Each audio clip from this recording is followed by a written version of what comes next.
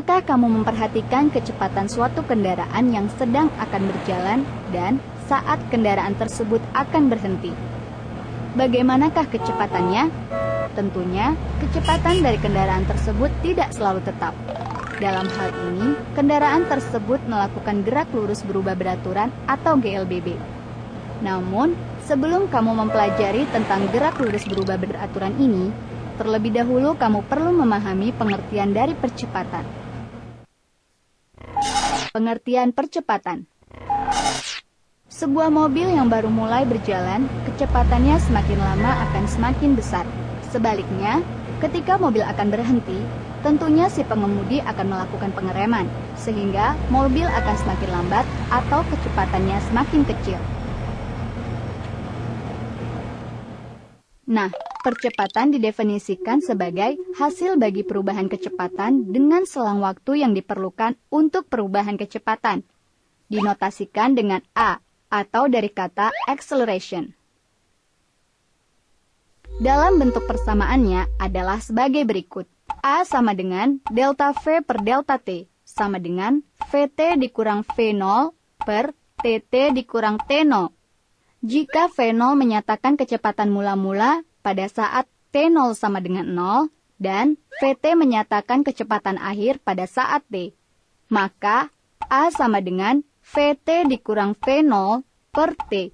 Dan jika kita kali silang, kecepatan akhir adalah Vt sama dengan V0 ditambah At. Apabila benda memulai gerakannya dari kedudukan awal S0 pada saat T sama dengan 0 dan kedudukan S pada saat T, maka perpindahan delta S sama dengan S dikurang S0 sama dengan V rata-rata dikali T. Kecepatan rata-rata adalah nilai tengah antara kecepatan akhir dengan kecepatan awal, yaitu V rata-rata sama dengan V0 ditambah Vt per 2. Substitusikan V rata-rata ke dalam perpindahan. Delta S menjadi perpindahan delta S sama dengan V0 ditambah Vt per 2 dikali T. Lalu, substitusikan terhadap nilai Vt. Sehingga, delta S sama dengan V0 ditambah V0 ditambah At per 2 dikali T. Operasikan terhadap unsur yang sama, yaitu delta S sama dengan 2V0 ditambah At per 2 dikali T. Angka 2 pada bagian V0 dapat kita coret terhadap penyebut karena saling membagi. Dan masing-masing dikalikan dengan T sehingga menjadi V0 dikali T ditambah 1 per 2 At pangkat 2. Kita ingat kembali, delta S sama dengan S dikurang S0. S sama dengan S0 ditambah delta S. Jika kita substitusikan, dari persamaan di atas menjadi S sama dengan S0 ditambah V0 dikali T ditambah 1 per 2 At pangkat 2.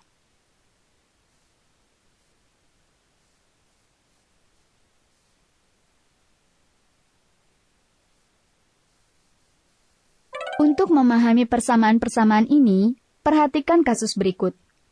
Suatu hari, diadakan adu balap terhadap 3 motor dalam lintasan lurus dengan arah yang sama. Mula-mula, ketiga motor dalam keadaan diam, atau kecepatan awal sama dengan 0. Dan setelah peluit dibunyikan, motor A memiliki kecepatan 5 meter per sekon, motor B memiliki kecepatan 7 meter per sekon, dan motor C memiliki kecepatan 10 meter per sekon. Nah, dari catatan ini dapat kita lihat bahwa motor C memiliki perubahan kecepatan yang paling besar. Jadi, dari data ketiga motor ini, dapat kita hitung berapa percepatannya. Dengan mengingat rumus percepatan yaitu, percepatan sama dengan kecepatan akhir dikurang kecepatan awal per selang waktu. Sehingga, diperoleh percepatan motor A sama dengan 5 meter per sekon dikurang 0 per 1 sekon sama dengan 5 meter per sekon pangkat 2. Percepatan motor B sama dengan 7 meter per sekon dikurang 0 per 1 sekon sama dengan 7 meter per sekon pangkat 2. Percepatan motor C sama dengan 10 meter per sekon dikurang 0 per 1 sekon sama dengan 10 meter per sekon pangkat 2. Nah, perhatikan, nilai akhir dari ketiga motor ini lebih besar daripada nilai awalnya, dan percepatannya bernilai positif. Berarti, percepatan positif nilai kecepatannya semakin meningkat. Pernahkah kalian menyaksikan pertandingan MotoGP di televisi? Salah satu pemain yang terkenal adalah Valentino Rossi. Dari catatan, ia dapat bergerak menggunakan motornya dengan kelajuan 300 km per jam atau 83,34 meter per sekon di lintasan lurus. Wah, kelajuan ini hampir sama dengan kelajuan sebuah pesawat jet. Tapi, apakah kelajuan motor yang digunakannya selalu sebesar itu? Saat ia melihat di depannya ada suatu rintangan, dengan segera ia menginjak pedal rem motornya. Dan, setelah 1 sekon pengereman, kelajuan motornya berkurang menjadi 80 meter per sekon. Nah, untuk mengetahui besar percepatan dari motor ini, kita gunakan persamaan sebelumnya, yaitu percepatan sama dengan kecepatan akhir dikurang kecepatan awal per selang waktu. Ingat kembali. Karena gerak yang kita pelajari dalam bab ini adalah gerak lurus dengan arah yang tetap, maka nilai kecepatan dapat diganti dengan kelajuan. Akibat kasus pengereman motor ini, kelajuan awalnya adalah 83,34 meter per sekon, dan kelajuan akhirnya adalah 80 meter per sekon dengan selang waktu 1 sekon. Jadi, percepatan sama dengan 80 meter per sekon dikurang 83,34 meter per sekon per 1 sekon sama dengan minus 3,34 meter per sekon pangkat 2. Nah, perhatikan, nilai percepatannya negatif.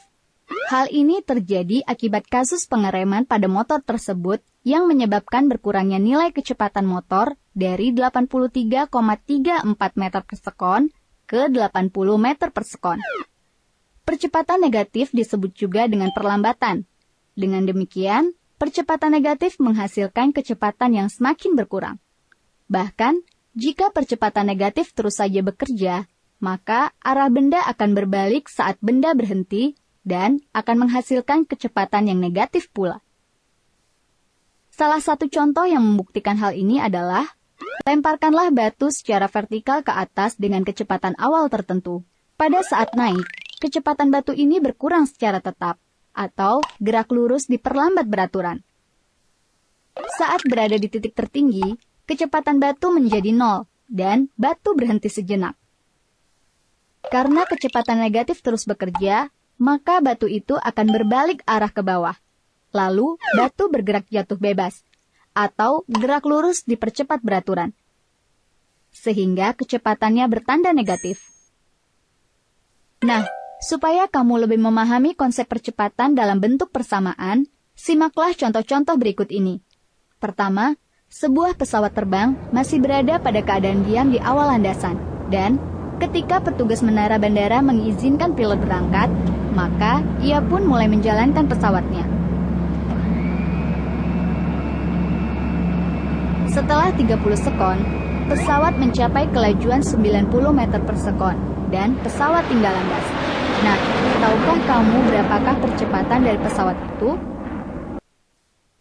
Karena mula-mula pesawat dalam keadaan diam, maka kecepatan awal sama dengan 0. Selang waktu atau delta T sama dengan 30 sekon, dan kecepatan akhir sama dengan 90 meter per sekon. Maka, percepatan pesawat dapat kita hitung dengan menggunakan persamaan. Percepatan sama dengan kecepatan akhir dikurang kecepatan awal per selang waktu, sama dengan 90 meter per sekon dikurang 0 per 30 sekon, sama dengan 3 meter per sekon pangkat 2. Jadi, percepatan dari pesawat tersebut sebesar 3 meter per sekon pangkat 2. Kedua, sebuah mobil bergerak melalui lintasan lurus dengan kecepatan 36 km per jam ke arah barat. Karena pengemudi mobil melihat ada rintangan di depannya, sehingga ia menginjak rem dan 4 sekon setelah pengereman mobil pun berhenti. Pertanyaannya, berapakah besar percepatan mobil dan arahnya? Kecepatan awal sama dengan 36 km per jam, sama dengan 36 dikali 5 meter per 18 sekon, sama dengan 10 meter per sekon. Karena mobil berhenti, maka kecepatan akhir sama dengan 0. Dengan selang waktu pengereman, delta T sama dengan 4 sekon. Maka percepatan sama dengan kecepatan akhir dikurang kecepatan awal per selang waktu, sama dengan 0 dikurang 10 meter per sekon per 4 sekon, sama dengan minus 2,5 meter per sekon pangkat 2. Tanda negatif ini menyatakan arah percepatan yang berlawanan dengan arah kecepatan. Karena mobil bergerak ke arah barat, maka arah percepatannya berlawanan atau ke arah timur. Jadi, besar percepatan dari mobil tersebut adalah 2,5 meter per sekon pangkat 2 ke arah timur.